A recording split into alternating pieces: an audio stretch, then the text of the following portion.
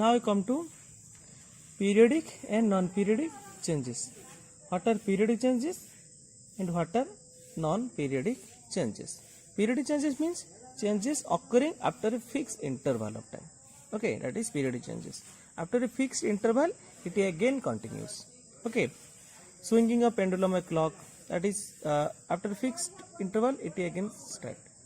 Heartbeat, that is per minute, it occurs 72 times.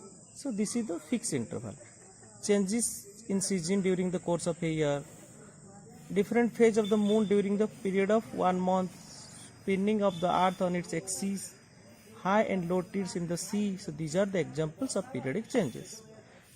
The changes which are not repeated at accurate interval, that are called non-periodic changes. These changes occur at any time, at any moment it happens. That is called non-periodic changes. Examples are earthquakes, cyclonic weather, landslides, floods. This occurs anytime. Okay, net accident also. So these are the examples of non-periodic changes. Okay, now we come to desirable and undesirable changes. What is desirable? The changes which benefits us, that are called desirable changes.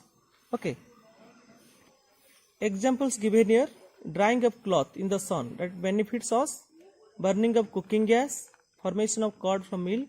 So these are the examples of desirable changes.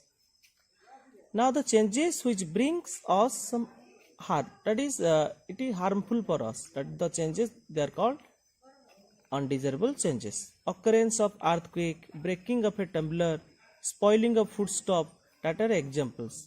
Rusting of iron, power failure. Okay, it is harmful for us. These are called undesirable changes. And we notice that the cooked food starts get spoiled if we keep for some time, that is some day if we keep, then it gets spoiled. So these are also examples of undesirable changes because it is harmful for us. Similarly, pasteurization. So what is pasteurization? Pasteurization is a method to keep milk fresh. Okay, in which way it occurs? That is pasteurization methods that we can stop the spoilage of food. In this method, food is preserved by heating to kill the bacteria in it. Okay, then the food is then stored in a cool condition. First, the food is preserved by heating to kill the bacteria in it, and after that it is stored in a cool condition. That is called pasteurization method.